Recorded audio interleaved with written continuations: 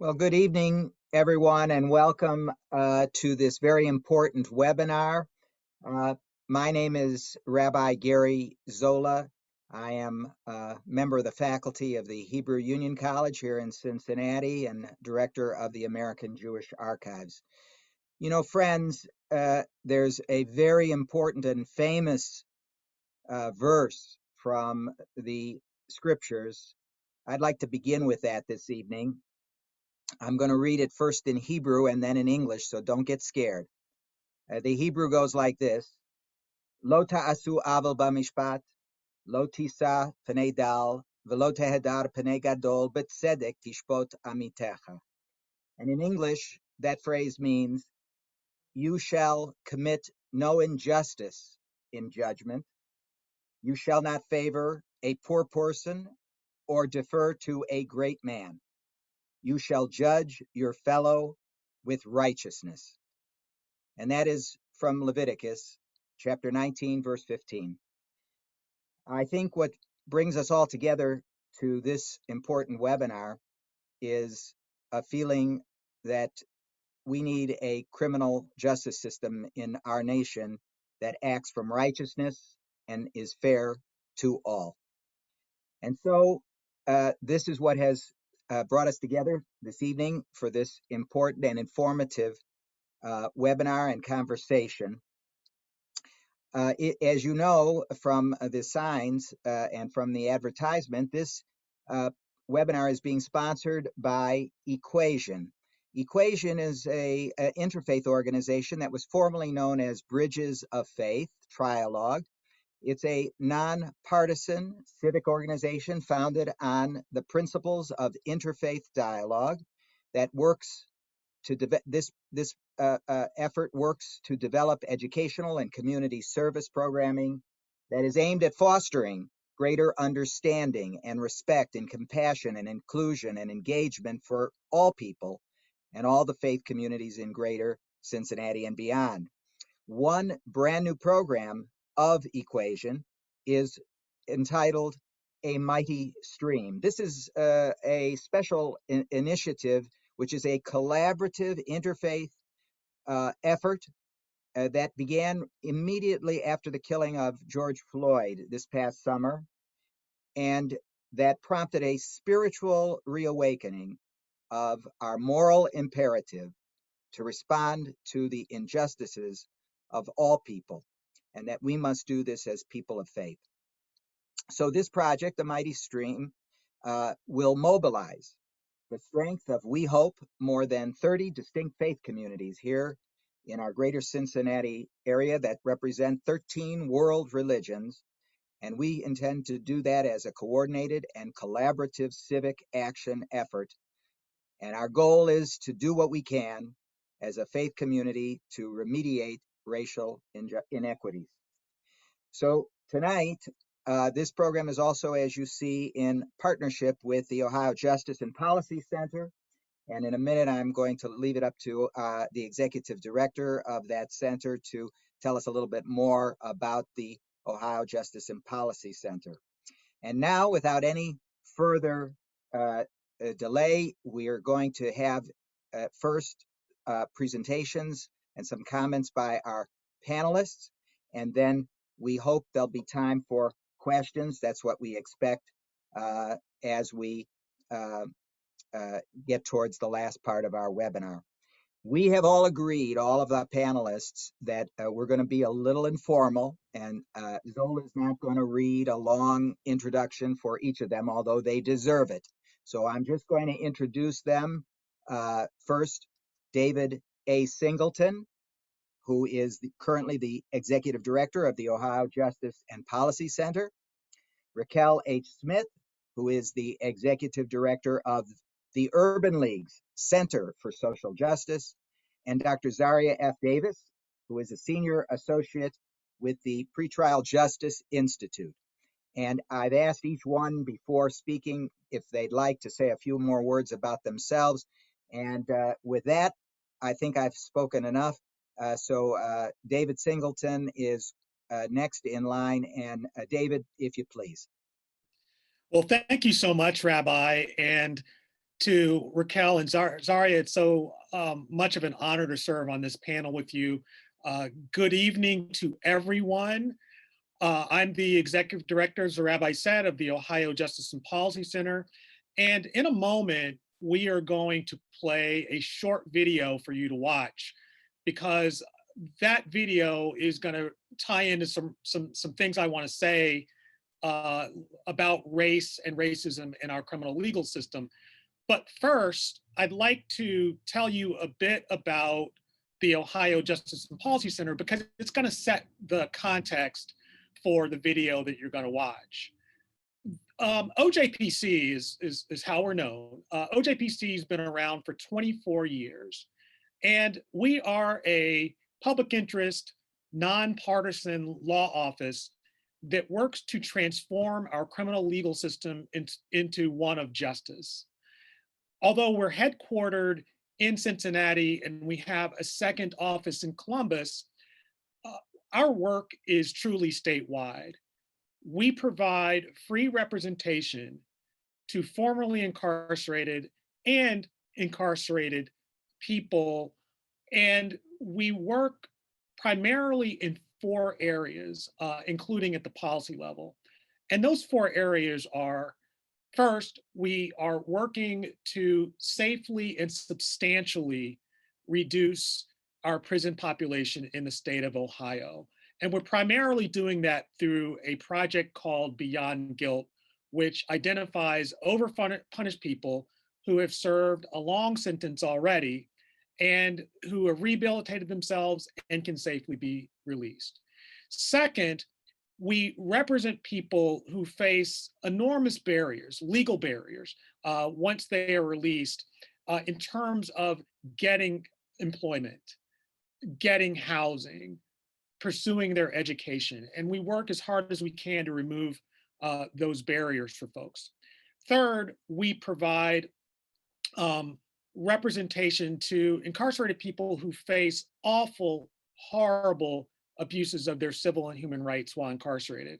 And those abuses range from folks being denied the life-saving medical care that they need, to being denied their right to practice their religion, or often, unfortunately, our clients are people who have been sexually or physically abused by people who work in our state prison system.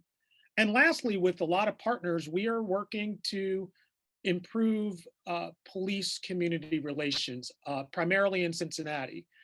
That's work that we are doing in partnership with a lot of folks, including Raquel H. Smith of the Urban League. And it's nice to work again with Raquel, because she used to be our prisoner civil rights lawyer extraordinaire at OJPC. So with a description of our work out of the way, I'd like now to play the short video. And then on the other side of that, I'm going to talk for just a few more minutes about the tie-in to race and racism in our criminal legal system.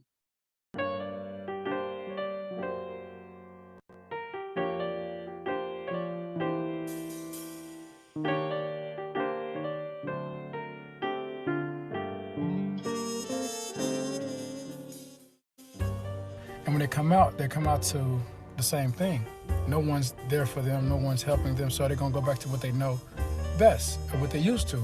So they're gonna go back to the streets, go back to the neighborhoods, go back to the selling drugs, or the hang with the wrong crowd. Guys do need someone there to kind of guide them. Me, when I got out, I didn't know anyone, but Ohio Justice Policy Center, like everyone there is friends now.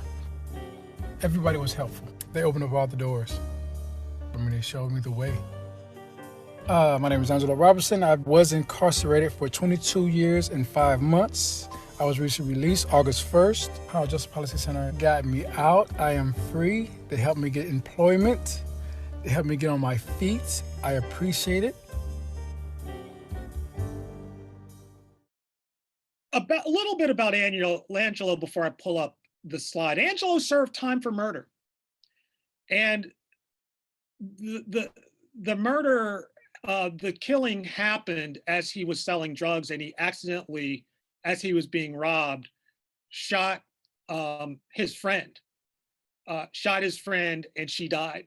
And he wound up going to prison with a sentence of 29 years to life. And we were able to free him after he served 22 years. And Angelo, since he's come home, he's been home since August of 2019. He is employed in 2 jobs, including one at a tool factory. He's a straight A student at Cincinnati State, and just this past October, bought a home. This young man, or now he's middle-aged man, but as a young man, as a young boy, he was homeless, and now he's a homeowner. And he is showing that people who have made mistakes can live law-abiding, productive lives in our community. So Angelo would say that part of the reason he was selling drugs and wound up in the system was the result of poor choices that he made. It's more than just poor choices. And I'm going to come back to that point in a minute. Because choices matter, but there's something else at play when we're talking about why we have so many people locked up in our criminal legal system. And to get a feel for that, I want to start with some numbers.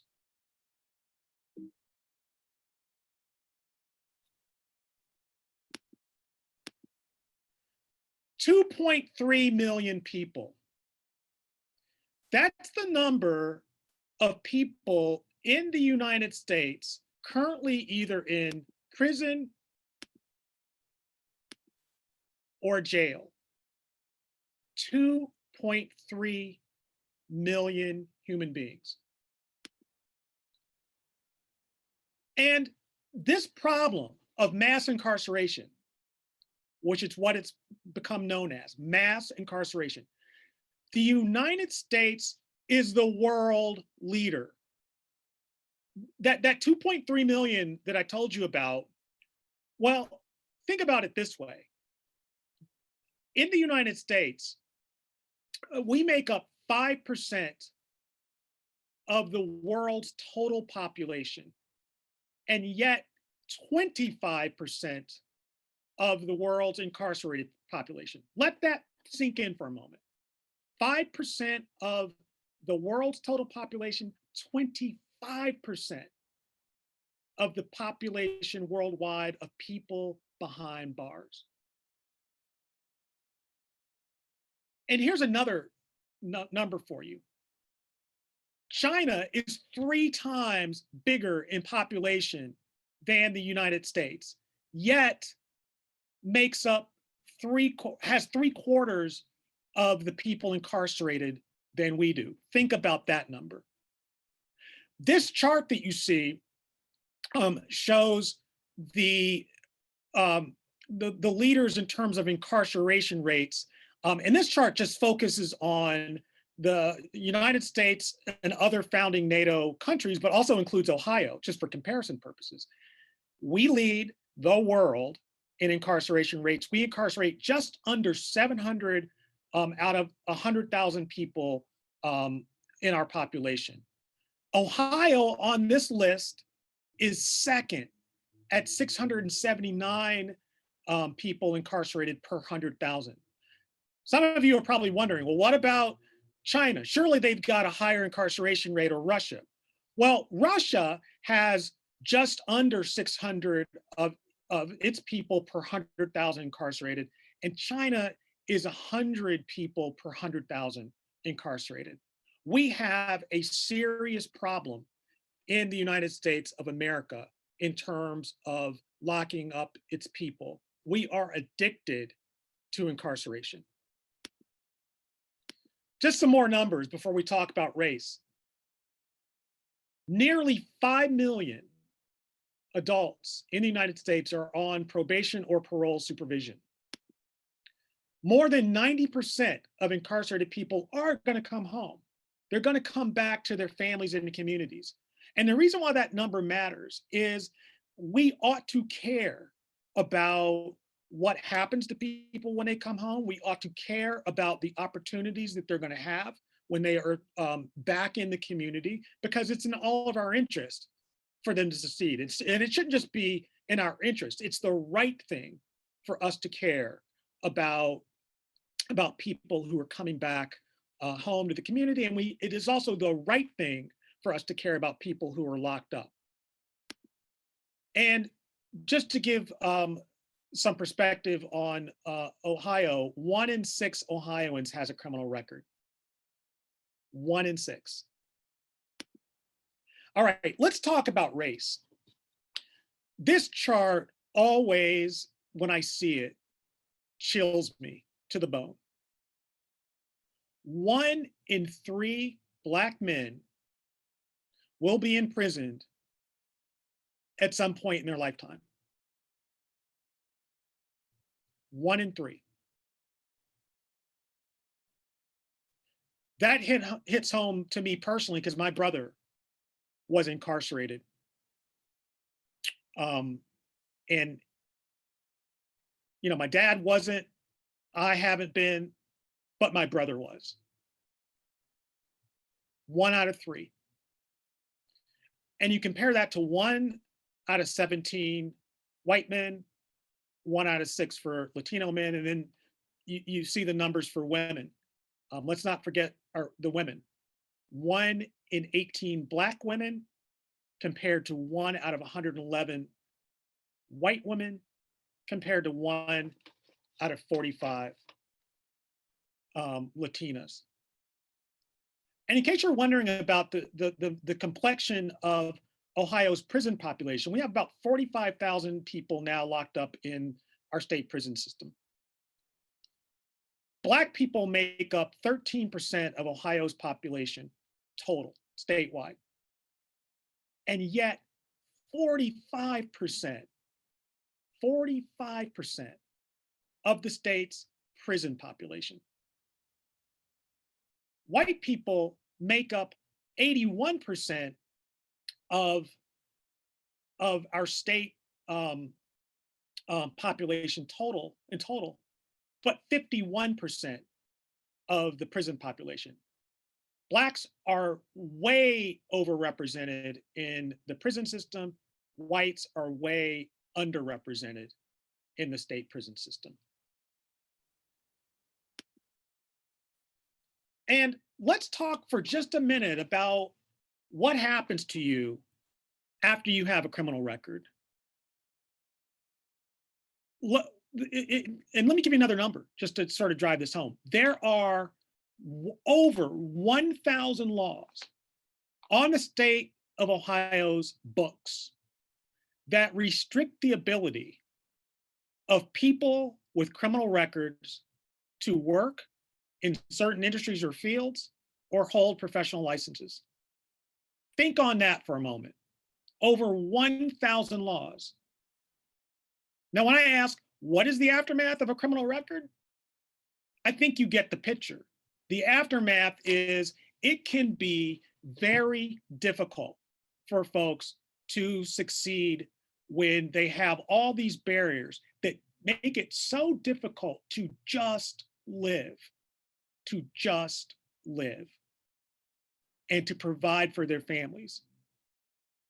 It is heartbreaking at our legal clinics, both in Cincinnati and in Columbus, where we have people coming up to us begging for us to do something to help them get out from under the stain of a criminal record, because all they want to do is support their families, live their lives, and do it the right way.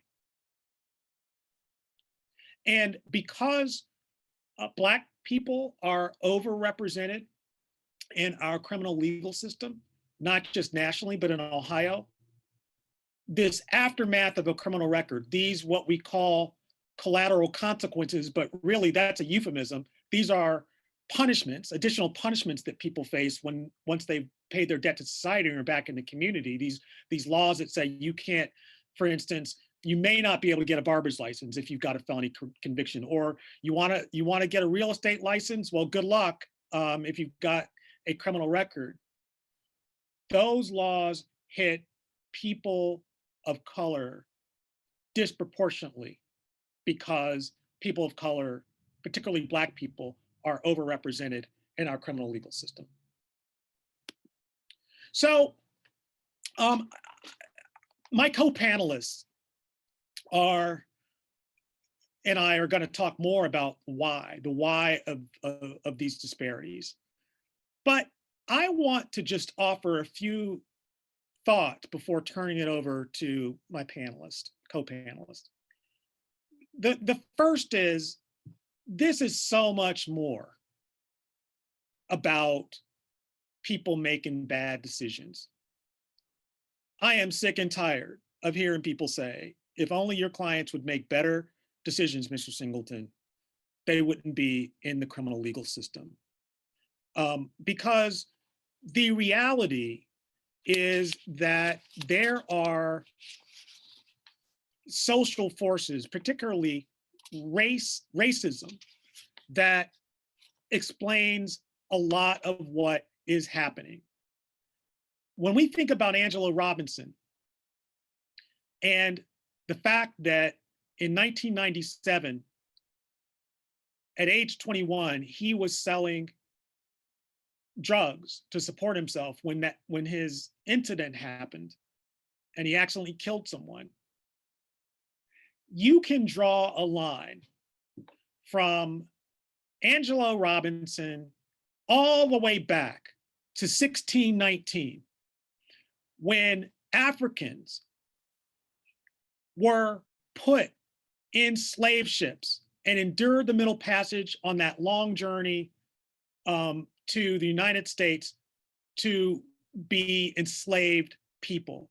And that line continues all the way through slavery, through the end of slavery, the failed Reconstruction, to Jim Crow, all the way to present. Those connections exist.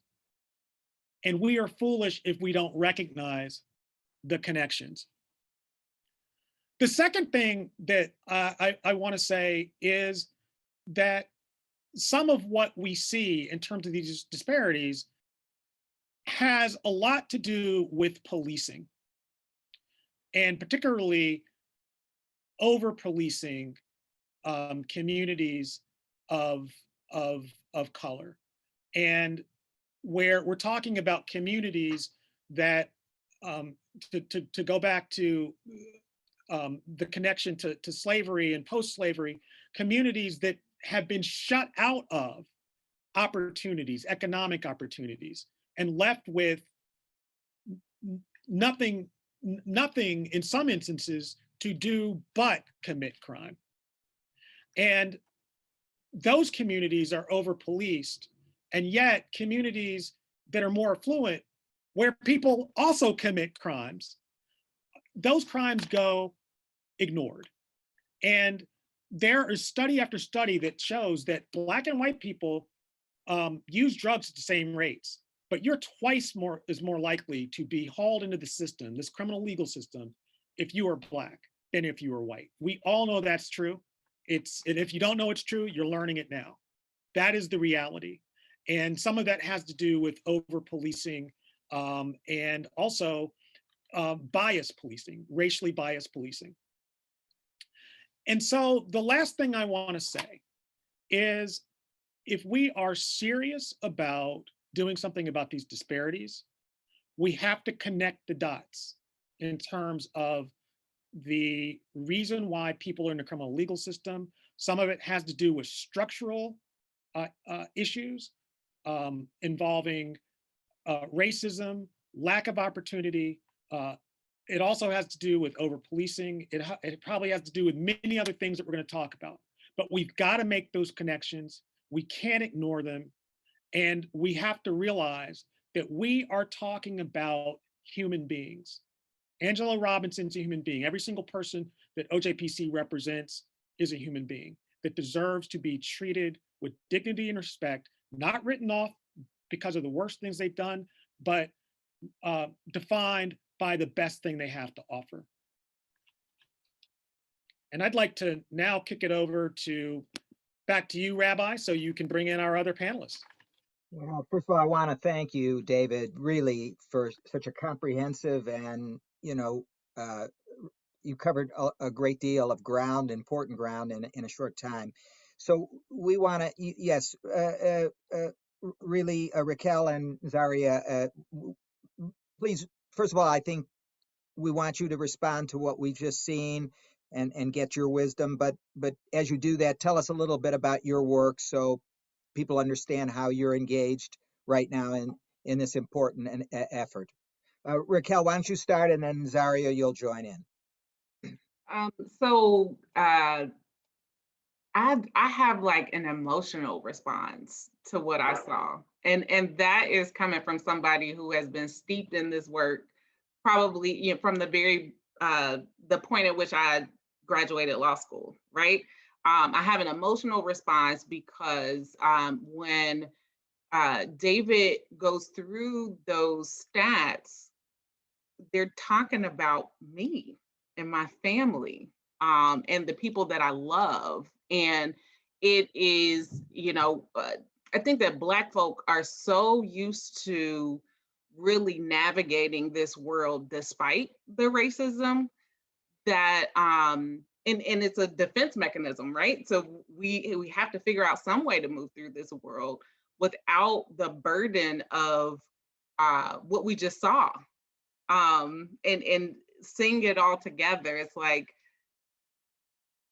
that's why my family is how we are. It's why we're where we are. And then also, I had an emotional response to seeing Angelo Robinson because I was at OJPC at some point in part of his legal team, and it was just so good to see him walking down the street. And I don't, I don't want to get emotional here, but that's why we do the work that we do. And I think that the data, that's going to resonate with a lot of people, because sometimes I heard somebody say last week on a call that sometimes data gives people the courage to make the change that they know needs to be made. But for me, it is the human aspect of things that really gets me into this work.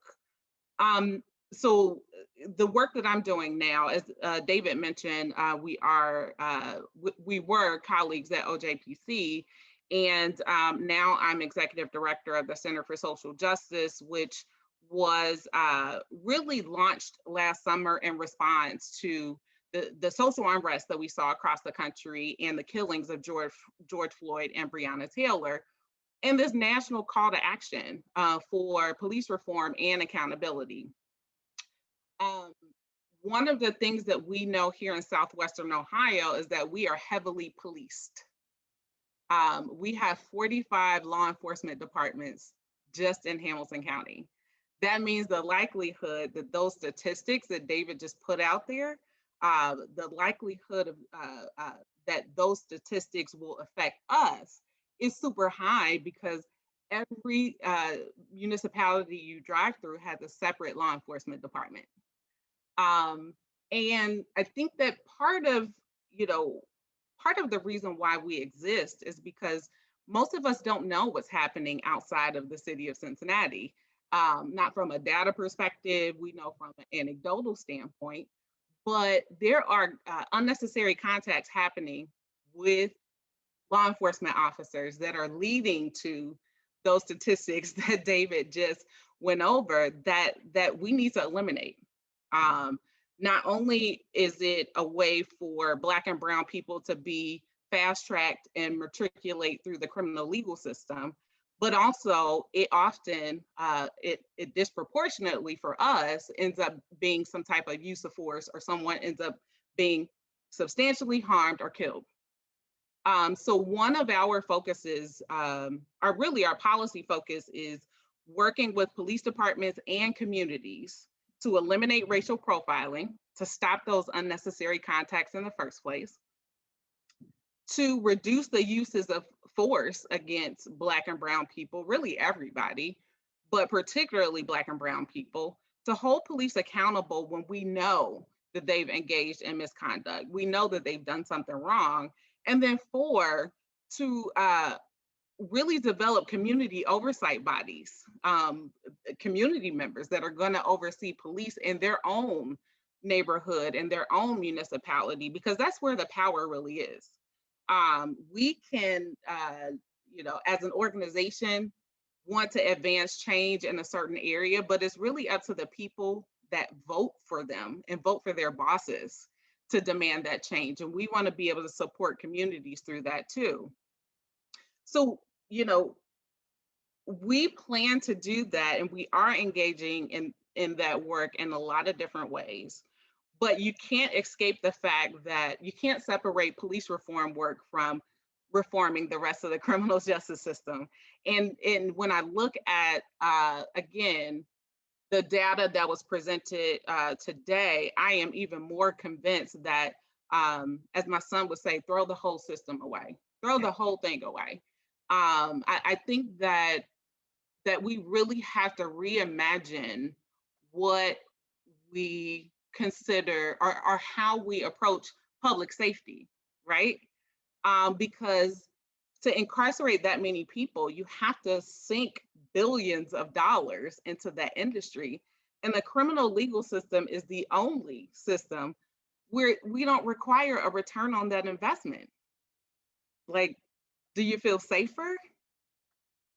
Has crime really gone down because you locked up more people? The answer is no. So why aren't we expecting a return on this investment that we're putting into this system? If we were in a corporation, we were shareholders, we would say that program that you have right there does not work. We're going to scrap it. Everybody's getting laid off, and we're going to come in with the next best innovative idea that's really going to solve the problem that we think needs to be solved. So I'll stop there because I want to hear Zaria's thoughts as well.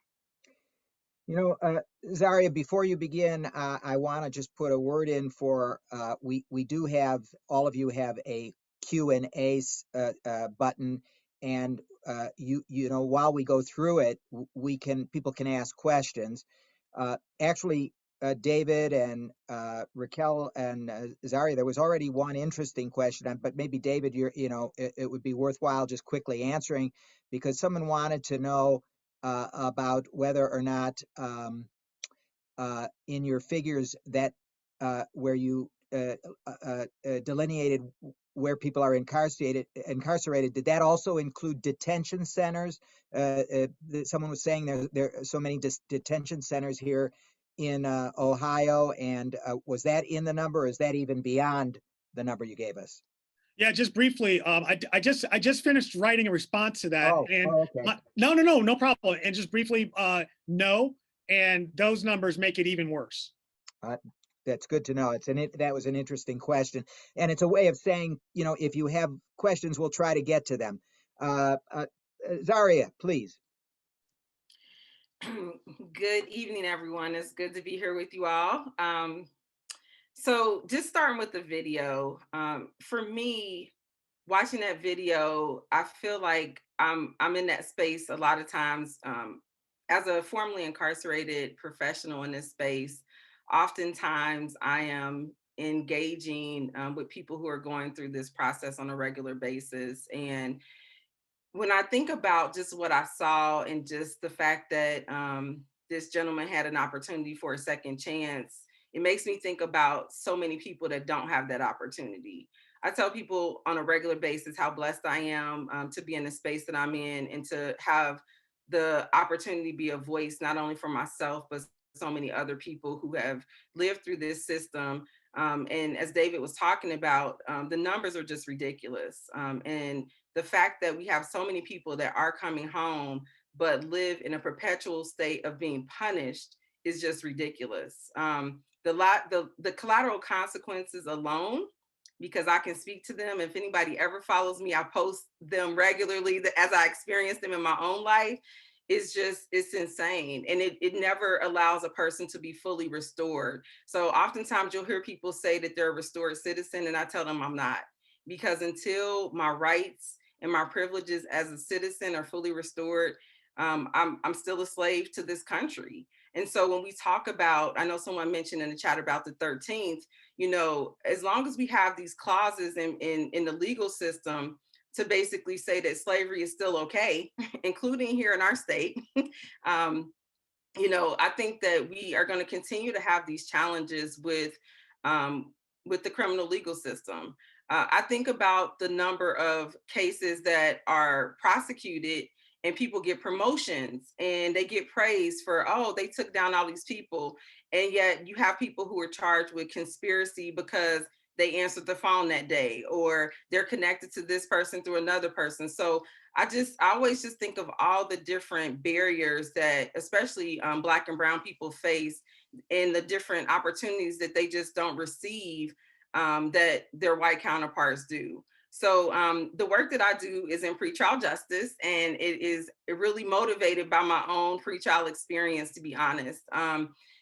I had a situation in my own life where I didn't have a working knowledge of the system, and I was educated at the time, so I just want to be clear, but did not have a working knowledge of the pretrial system. And so what I do at PJI, I work on the advocacy and community engagement team, and our goal is to empower people to have that knowledge around the system, whether that be understanding the different system actors. So who is the prosecutor, who are judges, who are, you know, who are these people who are making the decisions about your life, your family's lives, but also looking at how can we change the laws that are impacting their lives. So how do you mobilize people to be in a place to really have a voice in these spaces, to have a seat at the table?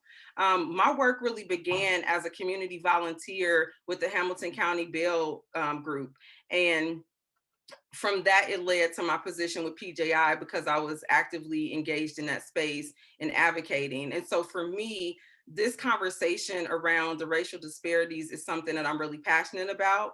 I do a whole history on the criminal legal system, starting from the time that people stepped foot here, and really actually even going back to England and looking at how some of the laws were then impacted here in the United States, but really leading up to the things that David mentioned, you know. So I think that it's really critical that as we have these conversations, that we understand the historical context of things and understand that slavery hasn't ended in this country. It has not ended.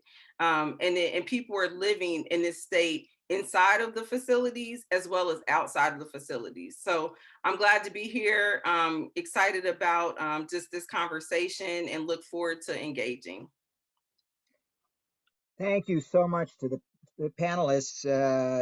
You know, I think what I've learned, well, I'll put it this way. I think that this past summer, you know, it reminded me that the problem that you've spelled out and taught us about this evening, it reminds me of, you know, what they teach you about a mushroom, when you see a mushroom, that's just what you see, but below the surface is what you don't see, and it's spread so diverse and so far that you can't imagine. So this summer, we saw just part of this problem, and then what you're saying this evening is helping to explain how widespread this is and how absolutely diverse and the tentacles go in American society. I want to ask some questions. That's what we're going to do now, and we can just answer freely, you know, just jump in. And then people who are listening may want to ask questions. I want to encourage that as well. One thing I'd like to focus on is you know, I think all three of you clearly brought us back to slavery, and at how the problems that we are facing in our contemporary society are absolutely connected to that history. What about, though, the historical context of racial disparity in the criminal justice legal system itself. What would we say about that? In other words, what's the history of that? What could we, how did it get to in the work that you specifically are doing? Because the disparities in terms of race are in a whole range of areas of contemporary life, and you're working specifically in the area of the legal system. How did that get? How would you explain that to us? Why is it the way it is historically? Don't be shy. Jump in. I think, Zaria, I saw you unmute first. You want to go? I'll go after you. Sure. So when I think about this, so like I said, I do a lot of discussions and education around this, and really we talk about just the fact that when you decide to create a system where whiteness, the whole concept of whiteness is like this dominant force, it starts from the very beginning. So it started when you had a group of people that literally came to this land and decided to not work with the people who lived here current at the time, and to bring in people from other places to enslave them and to develop a system of oppression to keep people in a certain level, a certain state. And so, I mean, that's where it started, the racial disparity, this concept of whiteness in this country. And it's just continued to keep people oppressed, over time. I think that when we talk about the legal system, I think that as mentioned before, slavery was legal. I mean, right? Like all of these things that we're talking about are on the books as legal things. So Jim Crow was legal. The Black codes and the Black laws, that was all of these things were legal, leading up to the drug laws, the mandatory minimums, three strikes. All of these things were put in place and impacted Black and brown people at a disproportionate rate, as we've talked about. So I think that when we discuss, like the racial disparities in a historical context, it started at the very beginning of the inception of this country, and it was rooted in all the laws that have been developed from the beginning all the way leading up to now, even probation and parole. So I think that as we look at this, we have to see how it's all woven in and how it's all connected, and it's all been done in a form of, this is the law, people are breaking the law, and they have to be punished. That was very, very helpful. David or Raquel, did you want to add anything? Well, Dr. Davis said it, and I got to say doctor because you got a PhD, and I'm going to give you your props. So I can't add too much to that. I want to say this. If you think those numbers that were on the slides I presented were by accident, it's not by accident. This system is operating exactly the way it is intended to operate, period. And it is, we use the criminal legal system as a way of social control. Now, does that mean that people who kill and hurt should be unaccountable? No, that is not my point. But when you look at number one, prison initially, it was targeted at Black people to control them. That's number one. But two, we've done something else in this country, which is systematically destroy opportunity for people who are not white. And that's not to say that nobody who's Black or brown or whatever your color is has no opportunity, but systematically, opportunity has been held back and denied to people. And what choice really did Angelo Robinson have as a young man when he grew up in a neighborhood where no one seemed to be able to get a break and succeed? And so we create the very dynamics, which then when people run afoul of the law, we say, off to prison you go, rather than trying to problem solve and find solutions that will create opportunity for everybody. And white supremacy says, no, not everybody gets the same opportunity. The only thing that I will add is really like the economic aspect of all of this and the historical context there. So we as a country went from enslaving Africans and dehumanizing them for financial gain to get free labor, right? And then you see that transition into a criminal legal system that operates chain gangs. Who else was going to build the railroads that went from the East Coast to the West Coast? Then when I think about how that translates to the economic gain today, think of how many people are employed, from a national standpoint by the criminal legal system.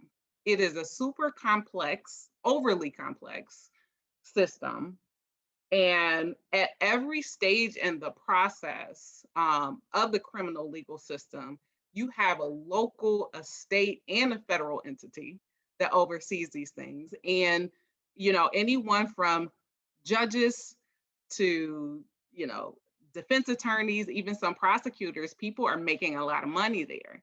And then when it comes to incarceration, I don't know what the rates are now, David, but what are incarcerated persons making per hour? There's like a limit of what they can make per hour, and they're doing work for private corporations. So it is essentially, and somebody mentioned 13th in the chat, the 13th Amendment specifically excludes prison labor from the amendment that's abolishing slavery. So I want us to keep in mind that as we are talking about all of this stuff, someone is making money. There's some of us that are making a little bit of money, but there's a group of folks and families who over the course of generations have made billions off of dehumanizing and incarcerating people, people that don't deserve it. I'm really, Raquel, I'm glad you brought this part of it up when you began to talk about the economics. I want to continue that a little bit and help us to understand just one facet of this. You talked about, people making money and the economic structure and all of that.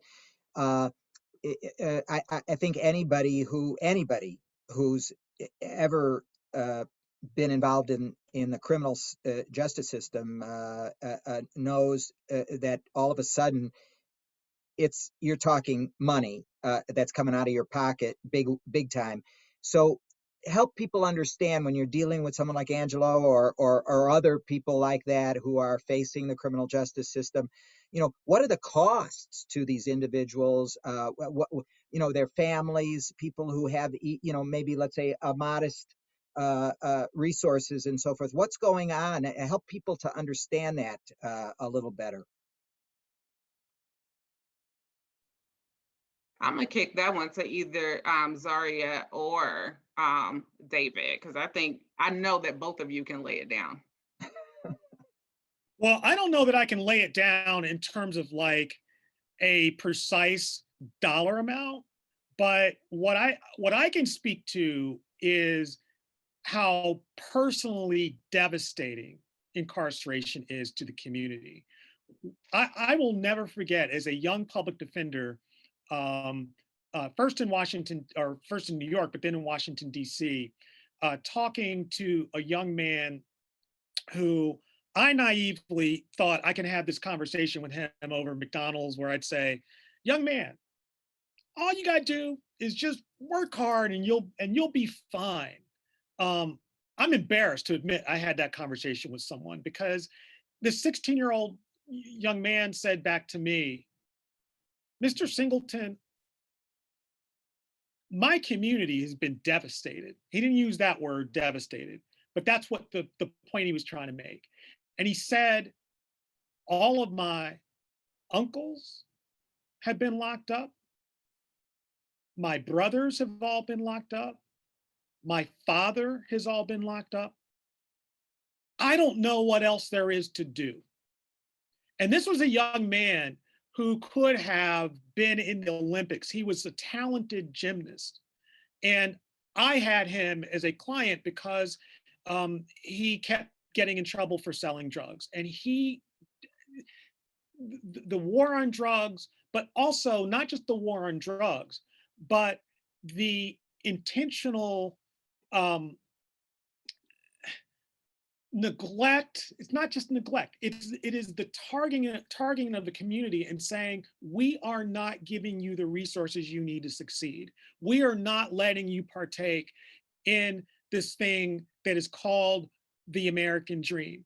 And that is devastating. And when you have folks go off to prison and they're taken away from their families, it just has ripple effects that the community never quite recovers from.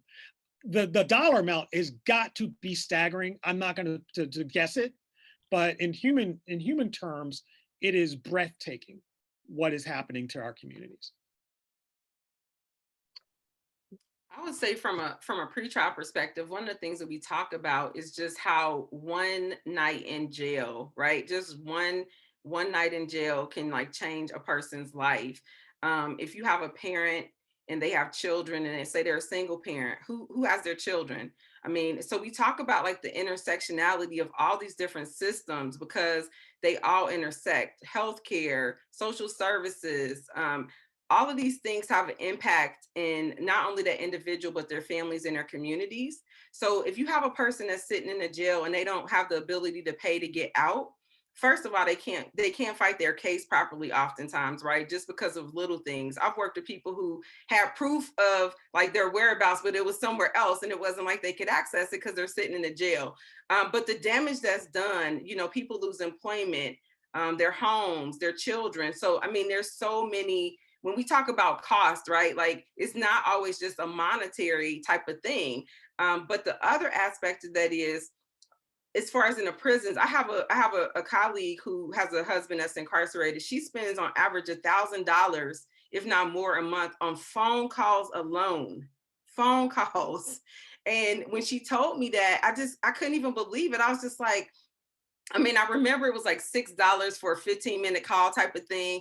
But just the amount of money that families have to pay just to stay connected to their loved one, just for a child to be able to have a conversation with their parent, a parent who may only be making $8 a month, you know, in a facility. So that's a phone call. That's like literally just one phone call. So I think that it's really important to understand that, you know, it feeds into so many different layers of like what the cost is to that person being a part of the criminal legal system and how it impacts their families, how it impacts their communities, and just that lack of resources, the lack of opportunities that was just discussed. I think that plays a huge factor in it. And oftentimes people don't really understand that once the individual goes through the legal system, that their families and their communities are just so greatly impacted because there's no one there to provide that care and to provide those supports. So I just always like to get people to think about, you know, not just the monetary costs, but, you know, how it ripples down to the emotional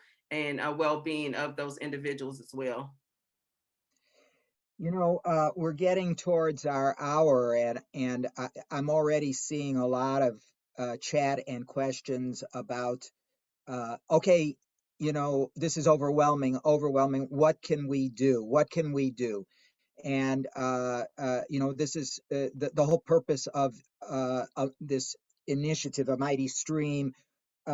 You know, unifying, bonding together the faith communities of Greater Cincinnati.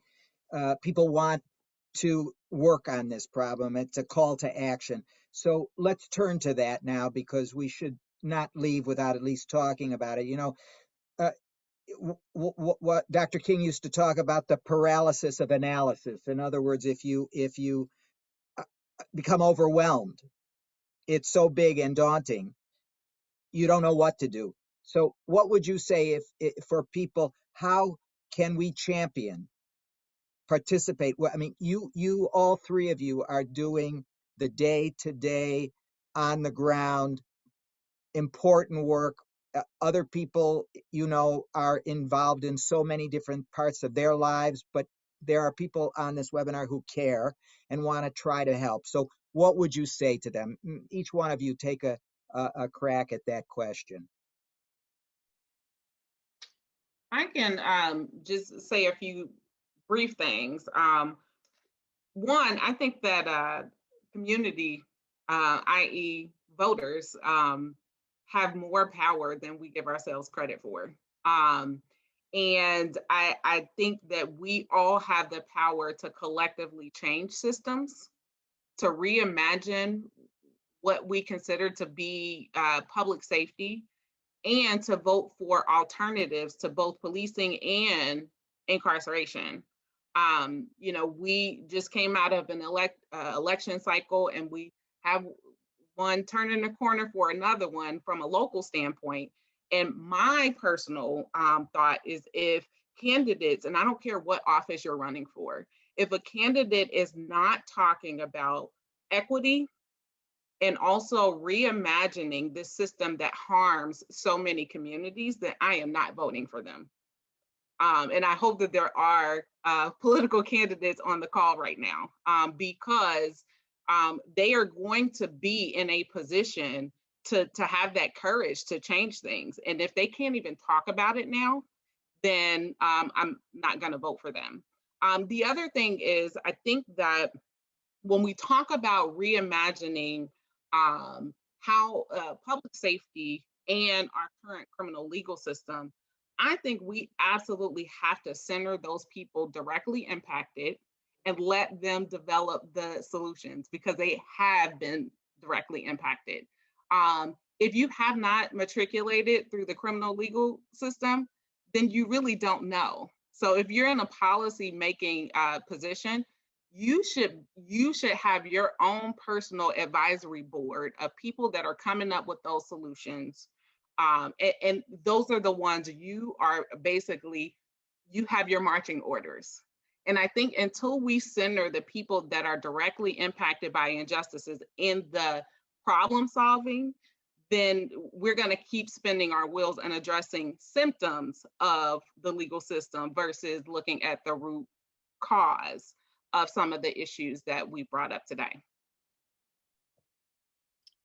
So thank you so much for saying that. So it's really interesting because and when you look at different movements, I just want to lift this up really quickly. When you look at different movements, this is the only movement where it's not actually being led by people who are directly impacted.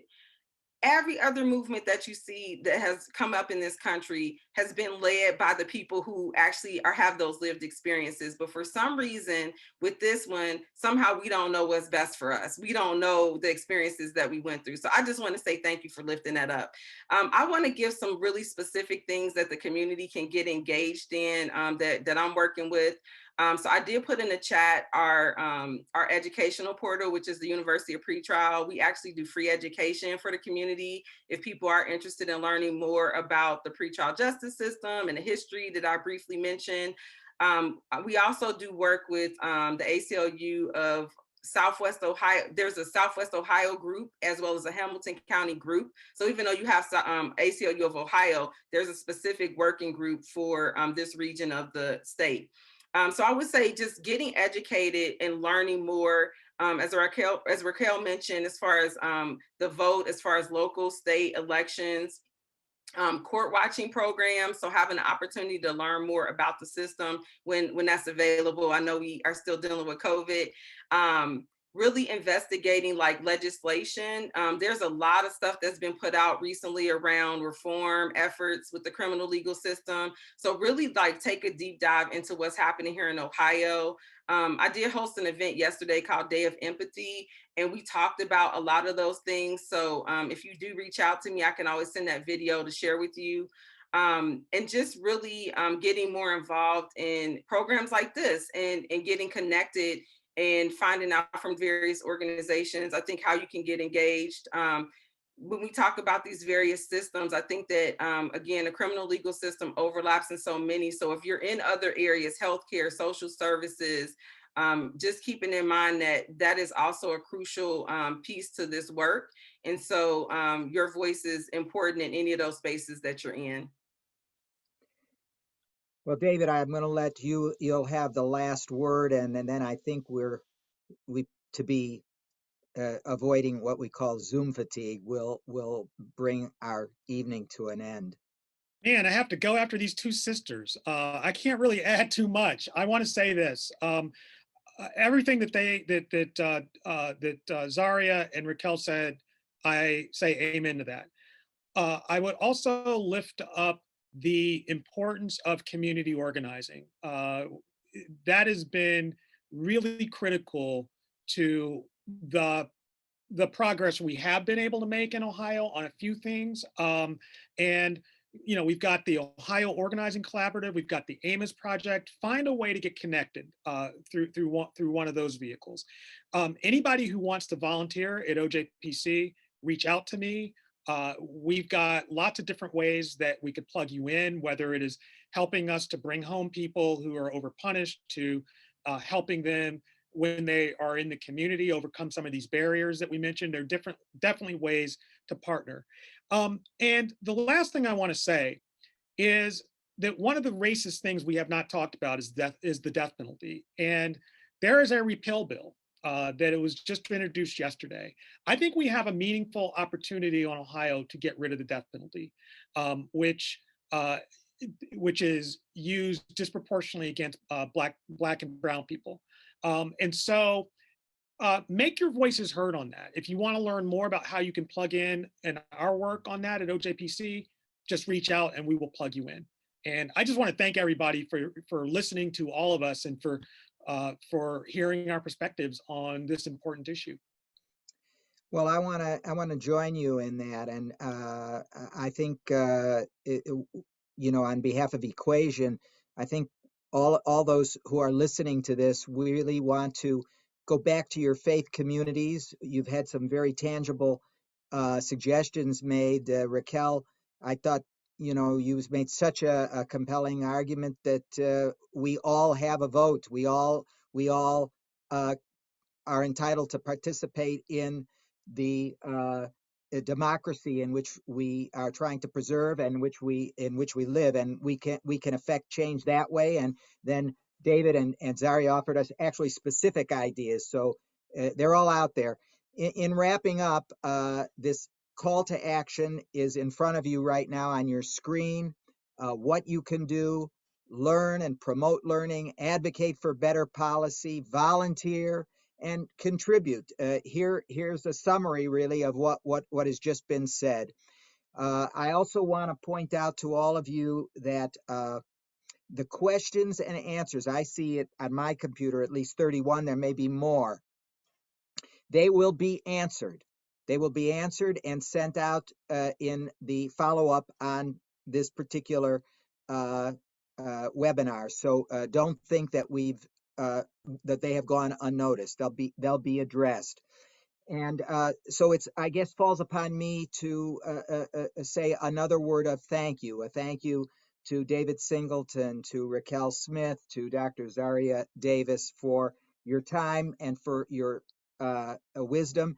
And also, I think it's hard to it's presumptuous to speak for everybody, but I'd like to thank everyone who's been listening. We're very grateful for the good work you do day in and day out. Very grateful. And so, friends,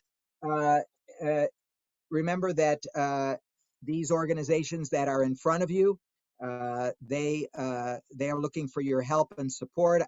Be on the lookout. We're not stopping with this educational series. The EquaSion, A Mighty Stream, will be offering additional webinars. Our next one that we're planning, we don't have the date yet, but you'll hear about it, we're going to turn to the whole issue of racial inequity in our healthcare system.